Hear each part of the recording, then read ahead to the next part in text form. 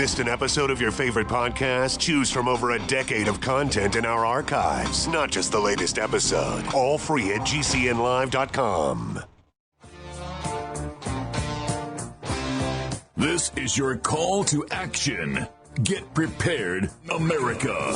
Economy, survival, energy, disasters. This is USAPrepares.com. Informative radio, educational radio. Interact now by emailing instructor@USAPrepares.com or text at 434-390-7953. Class, please take your seats.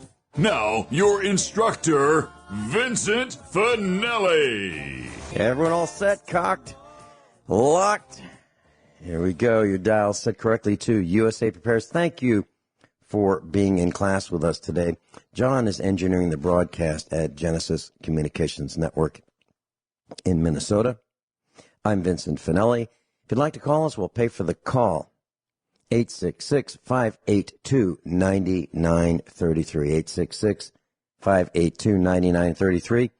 And the telephone listen line, if you'd like to listen 24/7, 605-477-3249. 605-477-3249. I have the call screen up, and I can look at all the lines. And if you decide you want to call, you'll speak with John, our engineer. He'll ask you for your first name and where you're calling from, which state, and he will probably ask you what the topic is, just to make sure you're in sync with today's broadcast. We don't screen the calls. It's just so I can see that it's a caller that wants to be on this broadcast rather than another broadcast, because we have 6 studios running simultaneously at GCN. Neal Sutz is with us live in Switzerland. Welcome, Neal. Thank you very much, Vincent. Thank you very much. Well, Neal, let me ask you. You were on with us, about a week ago. What's new? Well, what's new is, I don't know how many listeners you have, Vince, but I can tell you somebody was definitely listening that did not want Right Social to get traffic, to get exposure, and does not want President Trump or anybody who agrees with his personal belief in political systems or myself to even talk anymore. After the session that we had talking here on the radio, on your channel, on your show, on GCN, we had a heavy influx of traffic. And about 24 hours after that, the traffic went dead. And I didn't pay much attention because when you have a site, you got a network, a social media network, traffic, it ebbs and it flows. So I waited 2 days, 3 days, 4 days. On the 5th day, I decided to go into the back end of the network, the coding, the programming, because I had built the network to begin with, and I built it using the Wix platform. And Wix, as everybody knows, is essentially owned by an extremely respectable, extremely clean Israeli man who is unhackable. And so I went into the back end. I looked at the contact forms and the contact possibilities for people to reach out to Right Social, to share, to join, etc. And I went into what's called the email field. And I'll give you a brief explanation. As most of us know, when you have a form on a website or you have a contact link on a website, behind that form there's an email address. And when you fill out the form, the information you fill out is sent to that particular email address. So I opened up the back ends of the forms, and our rightsocial.net email addresses were all gone. And the fields were filled with numbers and letters that made no sense. Not computer coding like X's, O's, ones, but just random numbers and letters. And I'm waiting for a response right now from Wix to see if there's any security issues they've been made aware of. But I can say this much very clearly, and this is not a paranoid statement. I took screenshots of this to show everybody. And tonight, Geneva time, the screenshots are going to be posted on the website. And all I can tell you is the conservative right is being socialed everywhere, as we very well know. And the liberal left, if I can call it that, is saying whatever they want, wherever they want, like the congresswoman I talked about last week, who we all know of, who continues to speak as she wishes to speak and to defame the president and to defame the country and people who wish to have freedom of speech. But I, with all of my computer programming experience, have never seen anything like this. But it was right after the interview, very quickly after. It was after the site and the network had been sold to me by Beatrice, because nobody's going to touch Beatrice. It's a mammoth corporation, so obviously they never did anything with them. But I've never seen anything like this before.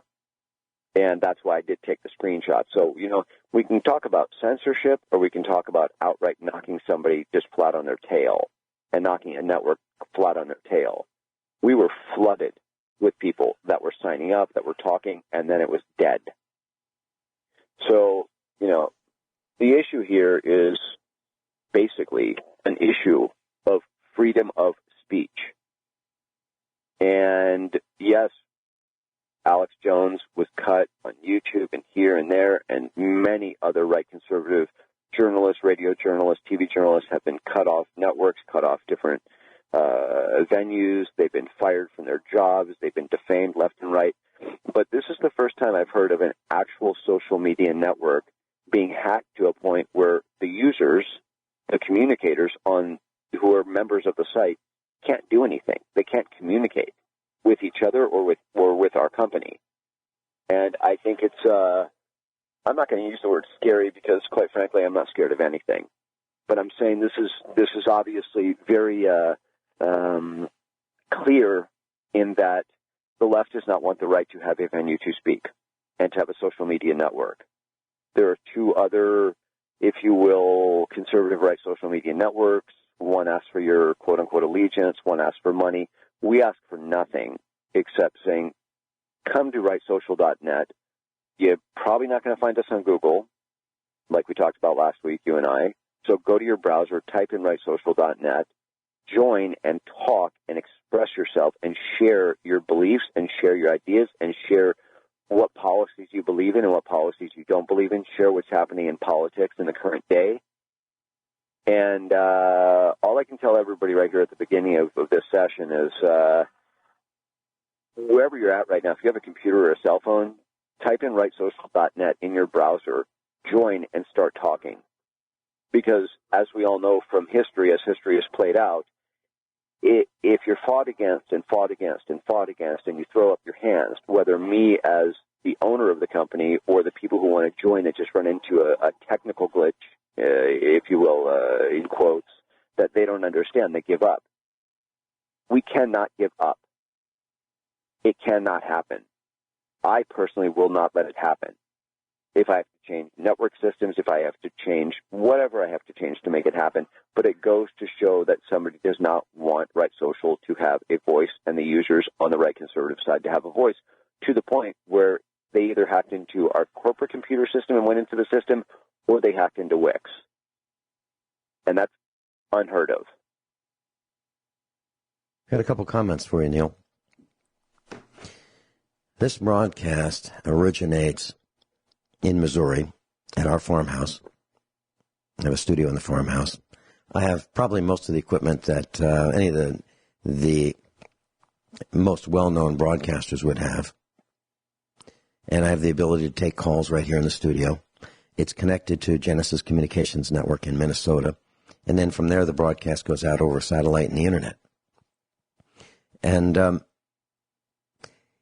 I have given permission to a gentleman who I know by the name of Ron Gibson. Ron Gibson has a channel on YouTube. And Ron Gibson would feature three broadcasters, Alex Jones, Michael Rivero, and USA Prepares. And he would put them on his YouTube channel every day, diligently, every day, for years. And he did it before I even knew who he was. I heard from one of our students that, hey, the Ron Gibson is posting you on YouTube, and I'm grateful for him for doing that. He's a wonderful man. And right. All of a sudden, when the machine decided to take down Alex Jones' platforms, Ron Gibson was shut down, which shut down Michael Rivero and USA Prepares on the Ron Gibson channel. And Ron has put it back together. Alex Jones is not part of it because Alex is banned on YouTube. And the interesting thing that's happened is the number of views has gone way down for everybody that's remaining. And the latest thing that's happened in the last couple of weeks is, we have some detractors and they bash us. No matter what we do, they bash us. Just like Donald Trump, no matter what he does, he gets bashed. And but he gets up every day and he just, carries on. And I'm thankful to watch his strength. And he gives us strength, of course. Well, the latest thing that YouTube has done to us is they've inserted 11 commercials on USA Prepares. 11 commercials. I saw that. Now, it's not like Ron Gibson said, hey, y'all at YouTube, got any more commercials for us? I mean, Ron Gibson stripped out all of our commercials. So it could be commercial free with my permission and with GCN's permission. We've all agreed and we like it. And yet YouTube is impeding our progress by 11 commercials. Who's ever heard of something like that? Okay. And then we have people who call me on the phone and say, why don't you ever answer your phone? Well, I do answer my phone and I have an answering machine and the phone doesn't ring. Okay. When they say they're calling. And then people, I ran into one of our dear friends at an event, and he said, why'd you block me? What are you talking about? Why'd you block my email? I said, I didn't block your email. He said, well, about a year ago you did. And I said, no, I didn't. Why would I do that? So these things are happening not only to you and me and Rich Shealy and a whole bunch of us. And we are, Dr. Richard Allen Miller, prolific author, writes books like nobody's business. I mean, he's written so many books, and he's trying to sell the books, and his Amazon account gets whacked, and he sells no books for weeks and weeks and weeks. Yes. So, Neal, what I'm telling you is I absolutely believe everything you're saying, and they've done it to us. And I have software that tells me how many times USA Prepares gets attacked per minute. I mean, really? We get attacked, login hacks. I mean, it's unbelievable. Let's talk more about, well, let's give out some information about what's happening and what you know, and let's go after these parasites. Exactly. Neal Sutz is with us, SUTZ, rightsocial.net. Neal Sutz is with us, rightsocial.net, rightsocial.net. Neal, I can tell you from my experience over the years beginning around 1980, when I was at a satellite communications convention where we're unveiling our latest product, I was personally threatened by an executive of a Japanese corporation who told me that if I lowered our prices on our satellite receivers, they'd kill me. Literally, they would kill me. I've been threatened by government employees, and I've been threatened by elected parasites, alleged government representatives. This happens. This absolutely happens, and you wonder, like when I was in the satellite communications business in the 1980s, early 1980s, as a pioneer, you have to wonder why would somebody threaten, a competitor? Why? Well, it's all about money. It's all about money. Exactly. Yeah, please continue with what's happening in your world. So here's what I can tell you. As we discussed the last time we talked, I have a story, if you will, that's coming out very, very soon. And it's going to come out everywhere in the media about what happened to me, about what happened to my sons, who was involved, why they did it. I've had 3 death threats. I've had the website that I created for the book that's coming out shut down 4 times. And all I can tell you is that from my personal experience, for people to, you and I were talking, we're on the radio, we're national, there's many people listening, and people say, oh, yeah, you're crazy, you talk about hacking, it doesn't exist, and, blah, blah, blah. People forget the little story about, and I forget the gentleman's name, he was a government official or military official that did a challenge, a hack challenge, to see if anybody could hack the Pentagon. And I think it was within 24, 48 hours, the Pentagon was hacked. One of their systems was hacked. And what I find with hackers is that there's two kinds of hackers. There's hackers that do it because they get off on it. They just love seeing if they can be geniuses and they're, whatever, megalomaniacs. And then there's hackers that are hired by people that don't know how to hack because they want somebody specifically targeted. And I'm finding more and more that kind of hacker, the hacker that is hired, engaged by a company, an organization, an individual to take down somebody's site, to clone their cell phone, to reroute phone calls and emails to various other phone numbers and email addresses.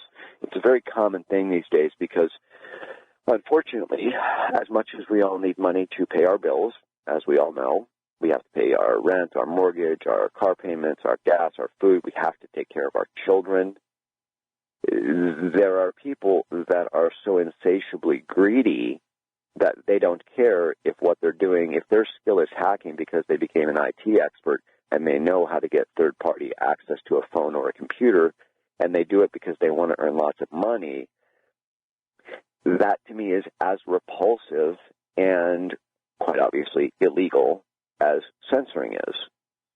And in my particular situation, because this has happened to me so many times, but because I took screenshots this time, because I measured the time sequence of how this happened in relation to our conversation on the radio a week or so ago, I know who did this. And the reason I know is because Google has this wonderful little tool, despite, people's thoughts, okay, whatever, maybe Google censors, maybe they don't censor websites. Every company does something good, something bad, at least on the greater part. It's not somebody from Google. But Google, fortunately, has a little tool where you can see who accessed your email the last time. And then they took the tool off, and then they put the tool back on, and then they took it off again. So what I find fascinating is that the hackers, to really hack somebody, a company, somebody like yourself, or a radio network, or clone a cell phone, these have to be incredibly, very, very skilled individuals that are either motivated, as I said, by money, or they're motivated by their own egos, or perhaps both.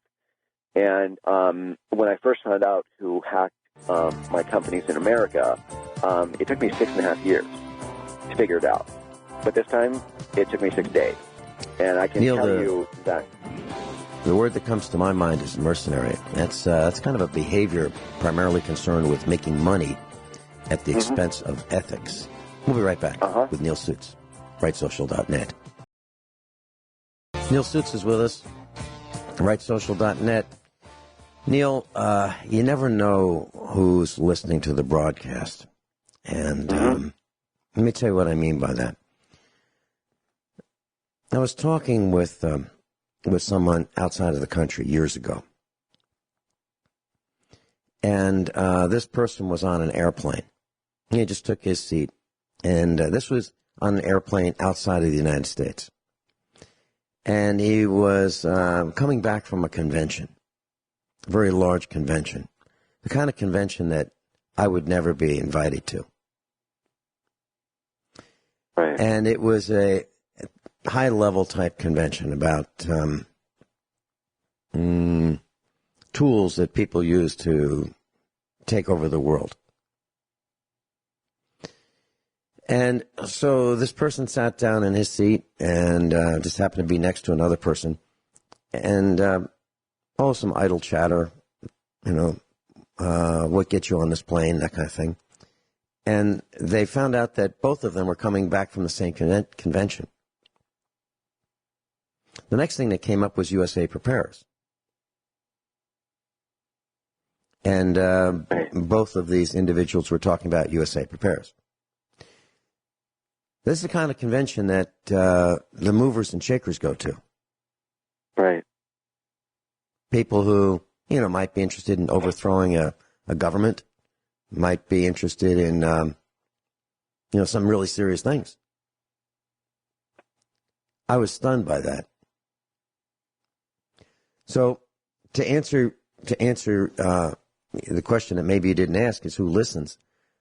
I have a feeling that there are a number of people who listen, and I have a feeling it's their job to listen, and I have a feeling it's their job to write down what the take on what we said each and every broadcast is and put it in a dossier into a database that's searchable about this is what they talked about on these dates with these instructors. I really believe that's the case.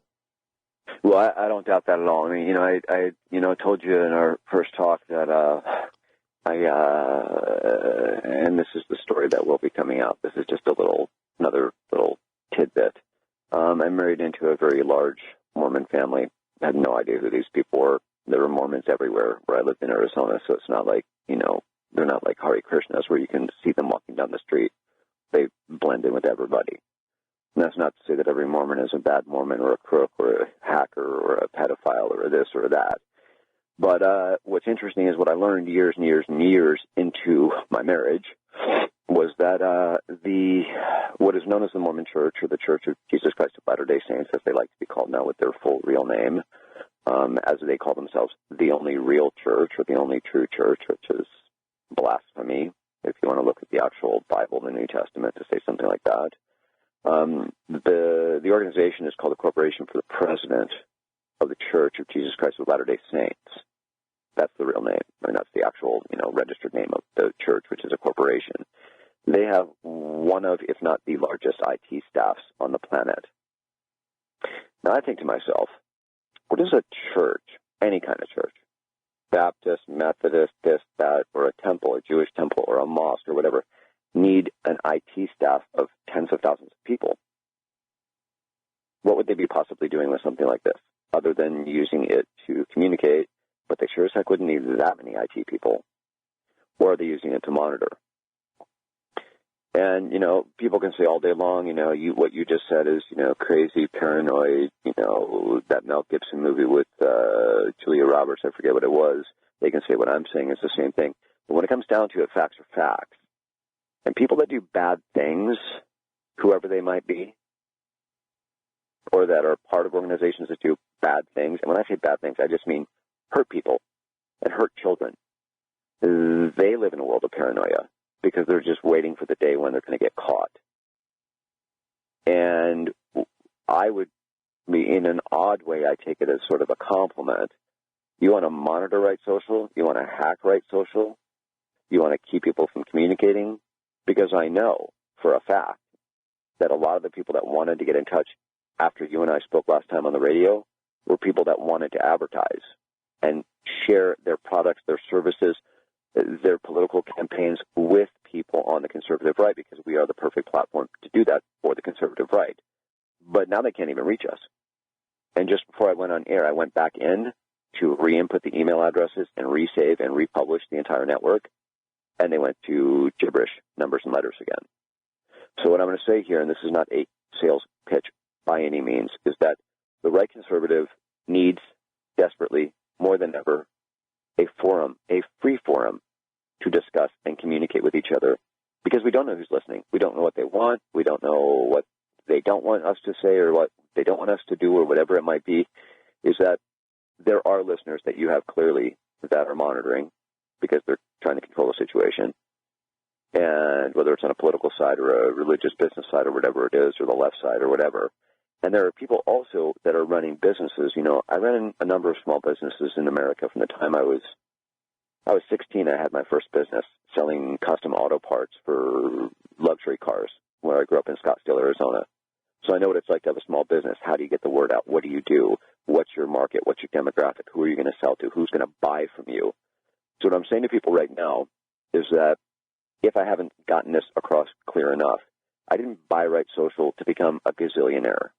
Yes, of course, I want it to be monetized. And yes, of course, I want there to be advertisers on the site. So it is monetized. My goal is for Right Social to be a mutually beneficial situation where people can communicate, share ideas, share philosophies, share political ideologies, and advertise their businesses. and that the forms on the site right now, until somebody from Wix helps me figure it out, or somebody from the security company that we've hired figures it out, is that they communicate by becoming members, because that seems to be the only thing people can still do on the site is actually join the site. And all the communication forms are down. There is no way for advertisers. If there's a man or a woman or a business out there right now that's listening to us that says, this is a great idea, we need this platform, the right conservative needs a place to speak for free, but we also want to communicate and offer our products and services to them, how do I communicate? They send a contact form, they won't get to us. And obviously that means that that wouldn't be me that screwed up where the email goes on the contact form, because we want everybody to contact us and reach us that wants to. So the way for people to contact us is to join the site and message and start messaging each other through the site until we get the issue figured out, because we don't know how deep the issue goes, and we don't know who's listening. And, obviously with basically 3 conservative right social media networks out there, one that charges for membership, one that asks for your allegiance, and then the free one, which is us, obviously somebody on the left or somebody who doesn't believe in the conservative right philosophies and beliefs does not want this to happen. And that's being made very clear to us. Very clear. And my position is I will stand strong, because our president is losing his platform to speak. I hear more in the news from Nancy Pelosi and the little 29-year-old girl who, said the F word toward the president about impeaching him than I hear from President Trump, because he's being censored everywhere. And it's not even just censored, he's just being cut everywhere. And that is wrong. It is absolutely wrong. The people need a place to speak, and the president needs a place to speak. And, you look at your situation with you having been cut left and right, and your colleagues having been cut left and right.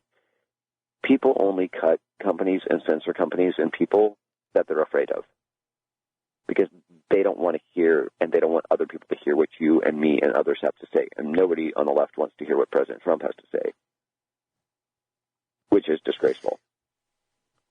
Neal, when you started getting the word out, the audio word out on the air, were you met with welcome arms? Did broadcasters say, this is awesome, I'm so glad you're doing this? Or did you meet with some resistance? We met with, every feedback that I got while I was still receiving feedback was a million times positive. Positive, mm-hmm. Positive. Broadcasting side, user side, listener side, from talking to you on your show. And on the other end of it, we had, within 24 hours of the last time I spoke to you, there were 8,000 people that came to the site, approximately, just a little bit over 8,000. And the actual communication level went up, like I said, and then it just crashed to 0. Mm-hmm. So are we hitting resistance? Well, yeah, we're hitting resistance. Somebody's listening that does not want this happening. Neal, the way I look at this is, when my university that I attended for undergraduate calls me up and they ask me for a donation, I always preempt that by saying, I'm so glad you're calling. This is about my refund, right? And the reason I say that is because what I learned about how the world works in the 1970s at the university level is not the way the world works. It is vicious in terms of if you've got a better mousetrap, if you actually build something that is useful, there are people who will want to destroy your credibility, destroy your business, destroy your reputation, and if that doesn't work, they want to kill you. Mm-hmm. Do you think I'm exaggerating when I say that? No, I don't think you're exaggerating at all. I mean, from 2002 to 2010, I had a best-selling book on a psychology self-help book, a documentary film, and a feature film. The films would be typically considered B-level. They weren't Hollywood $100 million films. Had a 99.9% approval rating, audience approval rating from people that actually viewed the 2 films, and had endorsements from everybody from people with mental health issues all the way up to the top where a wonderful, wonderful woman, Mrs. Walfrid Prechter, who is the wife of the late Heinz Prechter. Heinz Prechter invented the sunroof, among many other things. German immigrant to America, endorse my books and films. And then one day, I was out of business. I was hacked, and it took 6.5 years to figure it out. Class, this is USA Prepares, and what you're learning is the truth. And you're learning about how the media lies and how the big money is used against the truth. You're hearing it firsthand. We'll be right back. Class, Neal Sutz is with us. The website, Right Social, RIGHT, social.net, rightsocial.net. Neal, I've noticed that in the past that Facebook will have posts and somebody will say, look at my cat, look at this can of tuna fish. Would you look at that? Would you look at that? And then there'll be people commenting and following that nonsense. But yet, we can't seem to get people to participate in protecting our country, the greatest country in the history of the world. We can't get people to get off their rear ends to work with us. What do you think it is? There's I'm two dumbfounded. things. These are lazy or scared. Lazy or scared. It's very simple. Because right now, as you and I are sitting here talking, and there are many thousands and thousands and thousands of people listening to us, and we're talking about rightsocial.net, if they have an inkling towards being conservative or on the right, they should be joining now. Right now, this very second. They should be at their computer and listening to this and have another window open and join, or join the second the show is over and they listen to your second hour. They should just join. And they're either not joining because they're lazy and they're like, oh, I'll do it later, like we do with lots of things in life. Oh, I'll get to it. Or they're scared because they don't want their name on some list. They don't want to be found out that they joined a network and da-da-da. Anybody who lives if you live in Kansas City, Missouri, in the middle of the country, or in Podunk, wherever, in the middle of nothing, in the middle of the United States of America, and you sign up for something, somebody's going to know about it. So what I'm saying to people is the only way the right is ever going to have a place to speak is if people get unlazy and get motivated and join and listen to shows like yours and listen to GSN and other shows that are on GSN and support and join Right Social and advertise their products on the radio with you, with GSN, with Right Social, advertise their services and not be lazy and not be scared, because it's a very simple philosophy, and it's not nonsense, is that you have fear, then your fear shares with somebody else, and it feeds like a virus. And the only way things are ever going to work out in the United States of America, which is, as you said, the greatest country ever created, but it's falling to pieces, is if people get off their tails and do something, stop being lazy, stop being scared, join Right Social, listen to your show, listen to the other shows on GCN, and do something and speak out and share their ideas and share their products and have some courage and don't be scared anymore. And, I'm not a specifically religious man in a particular, church of any kind, but, there was a really quite profound thing that Jesus said, and Jesus said, fear not. And I'm not quoting exactly because I wasn't there and none of us were, obviously. But even if you look at it in modern day times, fear not. Fear not. Neal, and join. Okay, I agree. In 1911, there was a fire in New York City, and it was at the Triangle Shirtwaist Factory. 123 women and 23 men died from fire, smoke inhalation, falling or jumping to their deaths. They were working in very awful, almost slave-like conditions. And what did it take to fix that? What did it take to cause that oppression to stop?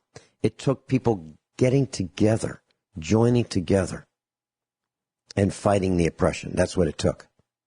Because individually, those people would go to work. They hated their jobs. They were working in a sweatshop, and the doors were locked. And once there was a fire, they couldn't get out. And that's why they died. And it literally took them working together, communicating, and figuring out how they were going to stop these awful conditions. And what happened? Unions were formed to fight the big machine, the sweatshop owners. Now, I'm not saying we need to join a union, but we certainly need to join with each other. We need to join with each other. We need to speak up and speak out, or the right is going to go away otherwise, and the left is going to take over. And I'm sorry, but anybody that believes that, one last subject, anybody on the left that believes that abortion is an okay thing, I'll say right now, on behalf of Right Social, because it's my company, except in the cases of rape and incest, or if the mother's going to actually physically die because there's something physically wrong, Neal, we're out of time. Can't agree on anything. So thank you so much, Vince, for having me on. We're out of time. Everyone all set, cocked, locked? Hour number 2 of USA Prepares. Joey's joining us in Michigan. Welcome, Joey. Vince, how are you? Good morning. Good morning. Joey, just a quick announcement. General Mills is recalling bags, 5-pound bags of flour over salmonella fears. So, class, if you're interested in avoiding that, 5-pound bags, gold medal, unbleached flour that are recalled on Wednesday of this week. And it says that salmonella was found during sampling of the product. However, no customer has reported falling ill from consuming this flour. So a gold medal flour, unbleached, all-purpose flour. And I have the date code. It is, okay. Well, let me give you a phone number. If you want to call the company, 800-230-8103. 800-230-8103. And according to the CDC, salmonella is the cause of nearly 1.2 million illnesses and 23,000 hospitalizations and 450 deaths in the United States annually. 1.2 million illnesses annually, 23,000 hospitalizations, and 450 deaths in the United States annually from salmonella. And the bag has a better if used, better, used to be best if used by, but with these guys, it's better if used by April 20 of 2020. April 20 of 2020.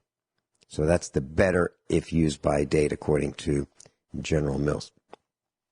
Any comments, Joey, before we continue? My first question would be was that a good flour or a bad flour? Because today, whenever they do something like that, is it really for your benefit or is it for their benefit? I mean, because that's just how I think. I mean, the media has conditioned me that anything they tell me, I really have a hard time believing. So my first thought was when you said that is unbleached flour, would that be better for you, or is that not as good? Or did they forget to put an additive in that to make sure it would benefit you later? Yeah, and here's another question. If General Mills is recalling bags of gold medal flour over salmonella concerns, what would the silver medal winner be doing? Or the bronze medal winner? Or the no medal awardees? What would they? What's their flour like if this is the gold medal winner? Okay. Well, Joey, you have yes. No, just the fact that General Mills is one of those companies that, basically they own all the other companies. What does it matter? Mm-hmm. And flour is in almost everything. Almost everything. So, yeah, and that's the rest of the question. So even if you don't have any of these bags of 5-pound bags of flour that is being recalled, is that same flour in other products that you might be buying, like baked bread and other things, pastas and so forth? Joey, you recommended that I buy and watch Atlas Shrugged, the trilogy, Part 1, Part 2, and Part 3, and I did. And it's absolutely riveting, absolutely fascinating, absolutely educational, and it's a required homework assignment for those of us at USA Prepares. It was about $15 for all 3 DVDs. We own it, bought it used. And the question that comes up over and over again is, who is John Galt? Who is John Galt? And I couldn't get to the phone fast enough after watching the 3rd part to call you to tell you I know who John Galt is. I know who John Galt is. Well, John Galt is... If you don't tell the class, they will never figure it out. Okay. All right, so John... All right. Go ahead. So Ayn Rand, whose born name is Eliza Rosenbaum. She was born in 1905, died in 1982.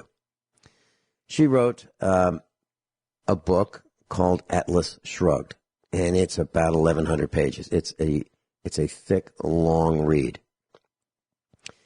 And in this book, she describes the government, and she describes individuals who are trying to do a good job, and it looks like individuals are at odds with the government.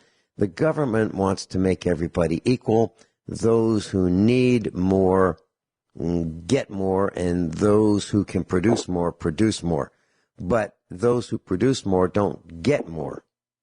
And the maxim that was used is from each according to his ability and to each according to his need.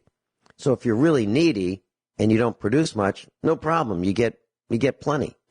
And if you have a great ability, well, we'll let you work to death, to your own death, because that's what you need to do. And it seemed that was the maxim that the government was employing and deploying. And John Galt was a guy who said, this is nuts. This is nuts. Why would that work? Why not reward the individual for doing a great job, for producing more? Why are we rewarding people who are producing nothing or less? Made no sense to him. So he decided that he was going to strike. He was going to strike and stop the motor of the world. Stop the motor of the world. So what does that mean? That means people were innovators, inventors, engineers, people who are doing really great things. Stop. Just stop. Stop feeding the beast. I mean, that's what it's been called also. Just stop feeding the beast. And that's who we are. That's exactly what USA Prepares is all about. USA Prepares is a group of individuals who do not take direction very well, who want to do a great job, who are tired of being beat up for doing a great job. You know, it's like the guy who climbs the ladder in the corporate world, and he's doing a really good job, and then he gets met in the bathroom by some of the guys, and they say, knock it off. You're making us look bad. You got to stop doing this.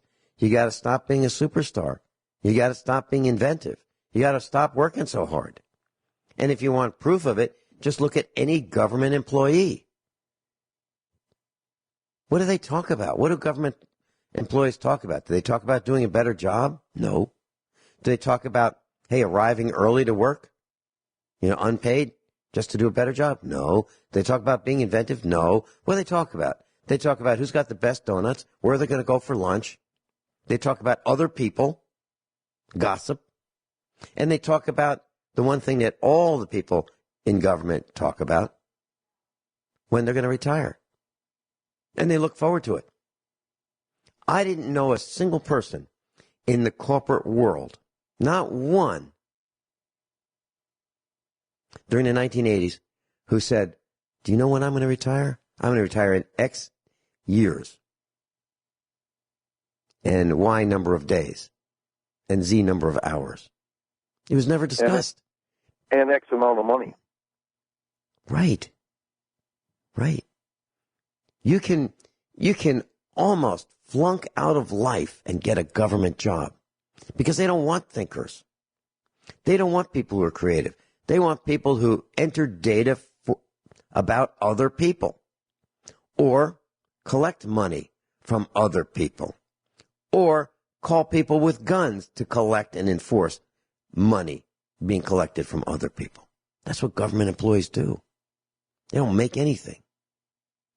They just threaten us and extract money from us and tell us what and when and where and why and what not to do. And so this character, this fictional character, John Galt, was the son of a mechanic. He left home at age 12 and he began college early. And he works on a motor that uses ambient static electricity to power this motor. It's like free energy. Now, it doesn't exist, but that's the project that he was working on. And so here you have a guy who can build an electric motor that runs on free energy that can power a train. Really cool stuff. And yet he gets pushed around by the government. At every turn, he's beaten by the government. He's sick of it. He says, I'm not doing it anymore. So he walks away. And a whole bunch of other people who are innovators do the same thing. They walk away. His name happens to be Galt. John Galt. It's a made-up name. And they have an expression, going Galt. Well, that's who we are. We're a bunch of individuals going Galt.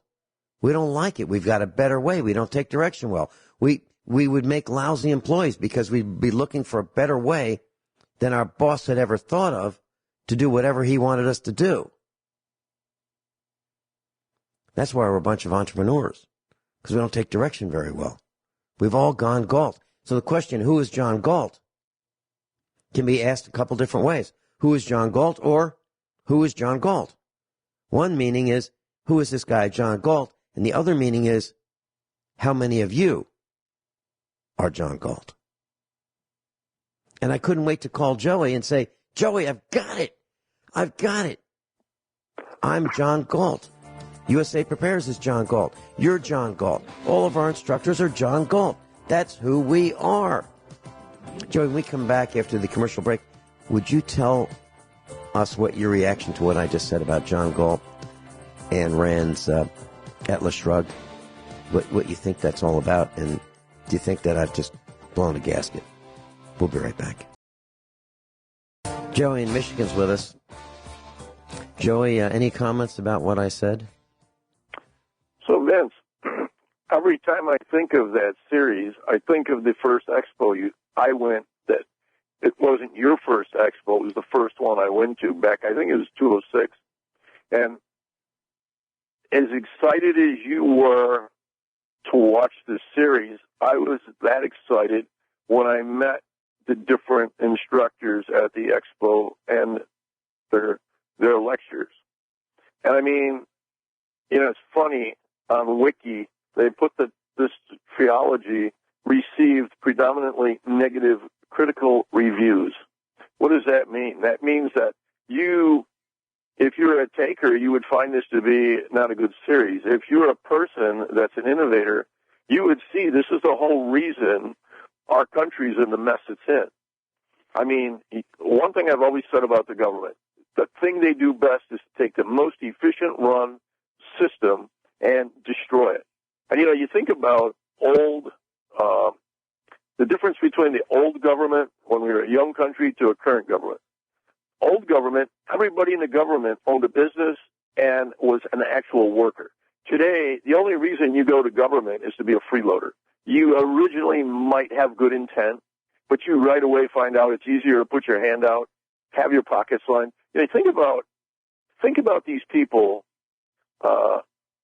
these federal workers that are complaining, and now they're showing they have to go to food lines. Could you imagine the average federal employees earning $125,000 a year, and they have to go to a food line? What's wrong with that picture? And if you watch the picture, you will see 90% of the people standing in line are 30 to 40% overweight. So this whole picture is so distorted.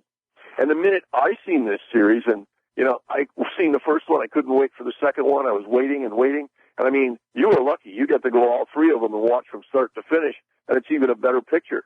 But, most of your class, I have to believe, would find this to be a very awesome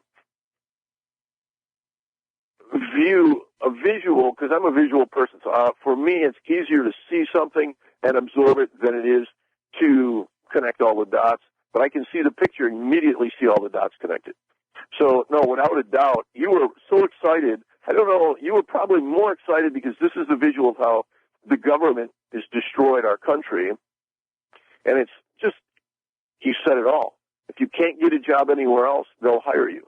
Well, in the private sector, if you're not capable of earning money, you don't survive. If you are starting a business and, just like John Galt or Dagny Taggart or any of these people, they all brought something to the table. Most of our top government people have one thing in mind, taking something from the table. I'm just looking this morning. Argentina launches a new vaccine mandate for passports, licenses, and more. So in Argentina, in the next 2 years, if you want a luxury, and that's a driver's license, and all passports and that, you're going to need to be vaccinated. Why would you want that? Canada just come up, Canadian Bankers Association wants to create a national digital ID. Trump was just bragging the other day, I was reading something, we will have a biometric system for the border. Well, if it's going to start with people coming across the border with a biometrics, rest be assured you are going to have a biometrics here. But yet by 2020, most every state is going to require you to have a biometrics form of ID. Now, how would that benefit anybody? When we go back to G5 and we talk about all this other stuff, and they can alter frequencies through your cell phone, and once they have your biometrics, they could reprogram you. The other series I suggested, I know Rick's been watching it, it's called Eureka, the fictitious town in Oregon. Well, I'm into season 4, and all of a sudden through a plasma generator, they're able to manipulate the people, and the people think they're doing something completely different than what they're actually doing, because the plasma generator, through frequencies, are altering people. So why would you need all these cell towers? I remember 3 or 4 years ago when I came out by you for 4th of July, probably 4 years ago, I said the one thing I noticed the most are more and more towers. I didn't have better cell phone reception. I just seen more and more towers. Well, you got to wonder if these towers aren't as well used all of a sudden, because to control the weather is getting so detailed to within 28 miles of where they say it's going to be. Extra snow, extra cold, extra this. So those towers, just like Cliff High in one of his older reports 2 years ago, he says, the people will find out what these towers are doing and they will cut them down. So that's back to John Galt. Once the people are aware of who and what's happening, they may tend to stand up unless hold that. Said. Joey's with us, live in Michigan. And Joey, interesting thing happened. Now, I have several screens in front of me, and one screen shows me the communications between this studio and the network. So I can see the delay, and I can see when we're not communicating and when there's like zero communication. You mentioned just before we went into the break, cutting down the towers. People are going to be cutting down these towers. We're not advocating it, but that's what's going to happen. Not because we said it, but because people are thinking, they're realizing what's happening with these towers and the manipulation of the lives and the cancers and all these things that these wireless companies are doing to us. Well, as soon as you said that, the connection broke between this studio and GCN. I got nothing but no communication for 10 seconds. And I watched it. It was not us. We didn't do it. It just happened. And it's interesting how this kind of thing happens. And Neal Sutz was talking about this with the rightsocial.net, how he's been virtually shut down as a result of what he's been doing. So what are we all about? What actually are we talking about here at USA Prepares. We're talking about hard work. We're talking about honesty. We're talking about integrity, self-reliance, independence, innovation, and frugality. Does that seem like that anybody would have a problem with that? Anybody with a mind that works? Anyone who's not stupid? Who would have a problem with being self-reliant, independent, not having your hands out saying, give me, give me, give me? The kind of thing that John Galt. Yeah. Finish that. The kind of thing that John Galt would advocate. You know, he built an enclave of similar thinkers called Galt's Gulch in a Colorado mountain valley. You know, a fictitious enclave. I tried to do the same thing here in Missouri years ago. And I wasn't trying to follow Ayn Rand's formula. It just occurred to me that this was the right thing to do. So I tried to do it here in Missouri, and I found 1 square mile, 640 acres, and we could let people have that for similar thinkers of at about less than $1,500 an acre, probably close to $1,200 an acre. It had roads. They were gravel, but there were roads. There was infrastructure. There was one way in, one way out. We could have a village center, village solar, village meeting, village worship, village, schools, everything, self-contained. But I couldn't find enough smart people who were interested. Can you imagine? We couldn't fill up 1 square mile with enough smart people. Now, I'm sure if we were handing out, hey, y'all sign up and we'll give you 2 acres, I'm sure we could find some people. But that's with no investment on their own. No, but we couldn't find enough people. And those people would come and tell you how to run it, even though they weren't capable of ever even owning 2 acres. That's why the system doesn't work. It's just beyond ridiculous. Joey, I know an inventor. He's a farmer, and he retired, and he was selling off all his equipment, and he built the coolest thing. Now, when we mow hay, we have one mower behind our tractor, and it's almost 10 feet wide. So we go around in circles and we mow 10-foot swaths of hay. This guy worked all by himself, and he said, let me buy 2 of them, and let me turn one around and stick one on the front and one on the back of the tractor. He built the hydraulics to lift it up and down from a tractor that was never designed to do that. He fabricated everything, including the gearing and the mechanical equipment necessary to drive 40 or 50 horsepower worth of mower on the front of the tractor that was never designed to do that. And he had 2 mowers on his tractor. And when he retired, I asked him about the mower. He said, I cut it up. I took a torch to it, oxyacetylene torch, cut it all up, and sold it as scrap for the price of scrap. And I thought, I can't believe it. It was brilliant. And he's John Galt. He is stopping the motor. He's John Galt. He's saying, you know what? I'm not going to give my invention away. There's no reward for me. I'm not doing it. He's John Galt. He's stopping the motor. Stopping feeding the beast. Why should he let some large corporation steal without compensation his invention? Why? He shouldn't. Good for him.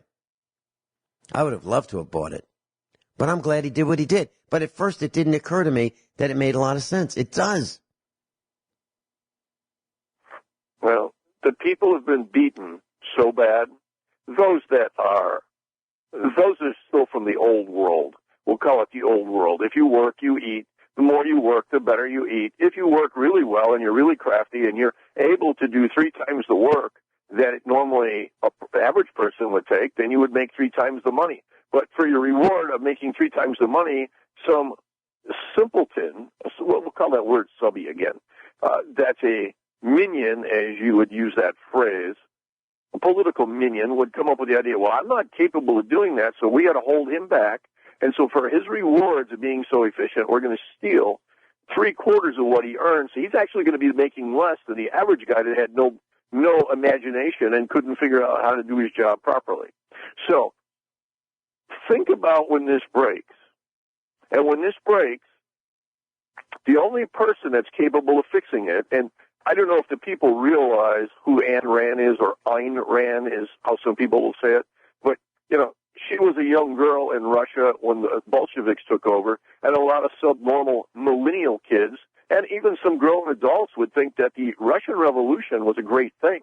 They don't realize that they weren't allowed to have a religion, they weren't allowed to have anything, and everybody did the same. So, needless to say, the innovators, they just worked like the simpletons. So the productivity went way down, and all of a sudden, that was the most miserable place between that and China. But now, too, Hollywood promotes Mao as a great humanitarian. A man, between Stalin and Mao, they've killed, 60 million and 80 million people? Those were the people that didn't want to be told what to do. And then after a while, they couldn't feed themselves, so then they just starve off. The Ukraine, 25,000 people a day were dying in Ukraine because they were stealing the grain, because the Ukraine was the grain belt of the world at that time, even greater than here. I mean, and if you look at this whole picture, how far are we from there? And what will it take? An EMP, a winter weather advisory that turns into a colossal nightmare? Since when has it ever been zero coming in the end of January and February? Our high next week here is going to be 0 one day and below 0, and that's normal middle of January weather. But at some point, we are running out of options as a society, as a group of people, because the simpletons that are running the show, the circus, they have no idea.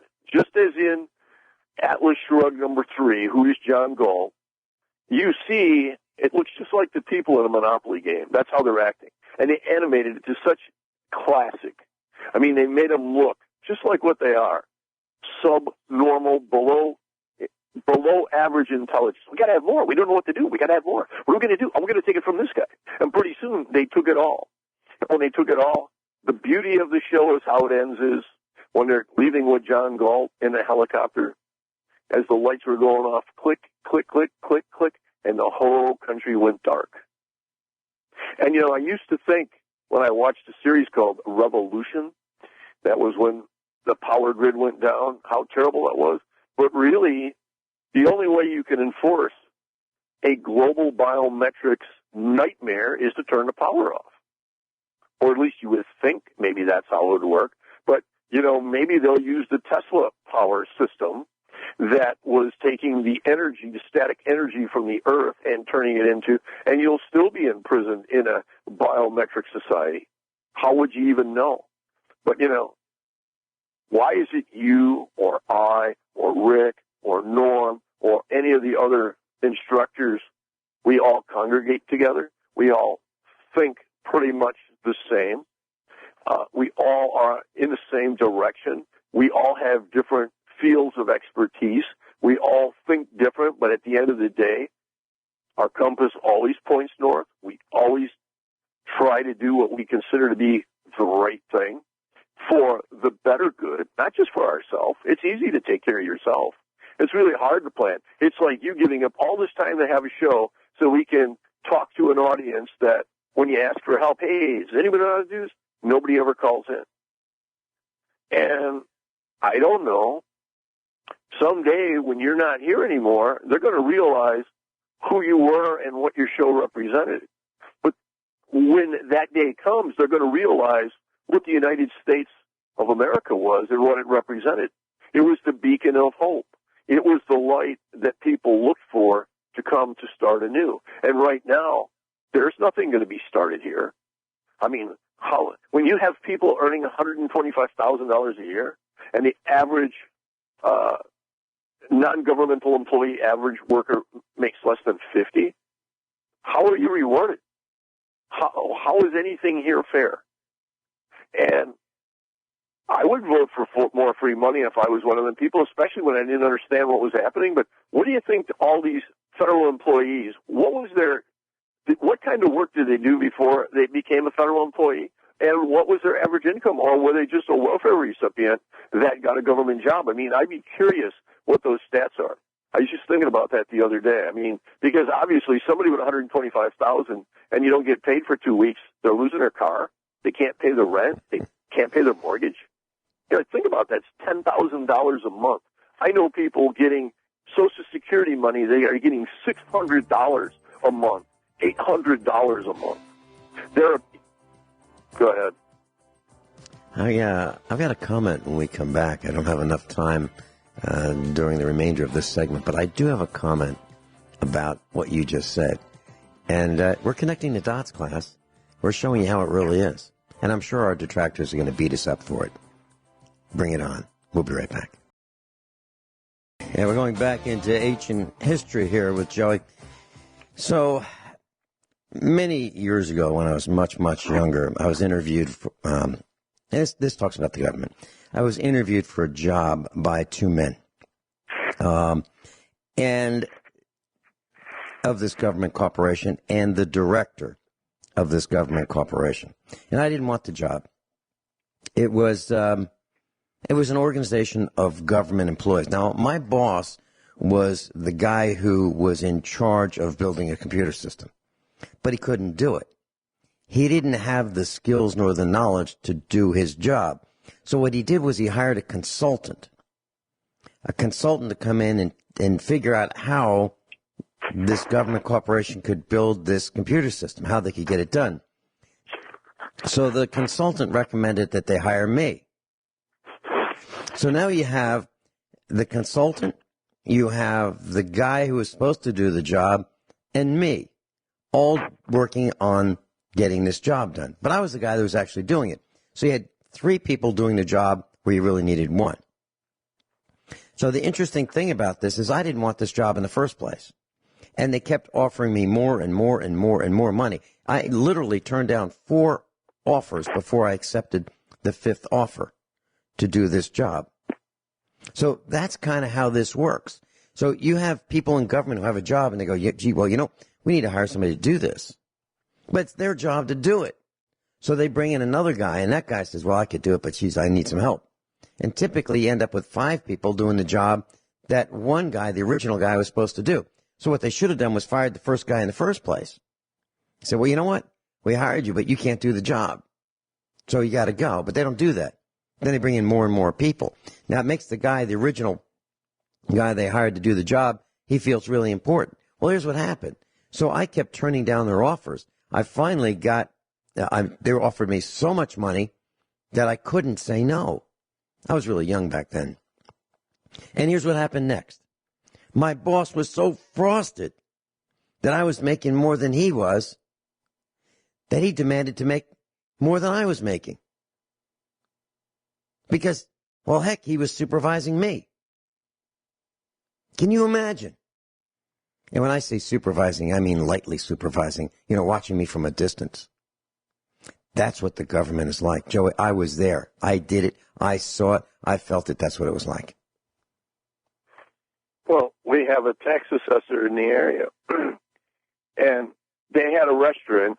It was assessed at $1.2 million. When the building sold in foreclosure, it sold for $118,000.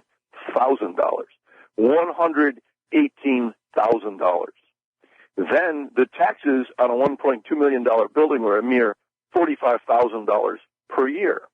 So that means in 2.5 years, you basically bought the building at foreclosure for what the parasite was stealing. And then when the building sold, they were still at $118,000. They still wanted to get the $45,000 taxes. Or a foreclosed house for $365,000 was the asking price for 2.5 years. Foreclosure went for $165,000. She still claimed that property is worth the taxes at a $365,000 because she can't comprehend. So when you have those kind of people working in your behalf, how do you think it can end? When you don't know there's a difference between right and wrong, and you think because you have a title that gives you a privilege to do whatever you want, eventually all the rules change. And sometimes they change for the worse for both parties. Because, how do you take the greatest place on the earth and ruin it as fast as these people have done? And the only reason this economy hasn't collapsed, in my opinion, and I'm surely no genius, in fact, I'm simple, the reason I believe is because they haven't put all of the towers, all of the amenities to create a virtual nightmare that we're going to live here into the future, whether it's driverless cars, biometric garbage. They need the infrastructure, and as long as they can print their own tickets, they can create all they want. Class, if you get a chance to go to YouTube and go to Ron Gibson's channel, Gibson, and post your comments. Post your comments about what you think about us. I think it'd be interesting to see what you might think as compared to what detractors think. Joey, thank you so much for being with us today and sharing your passion for making America great again. It's Joey in Michigan.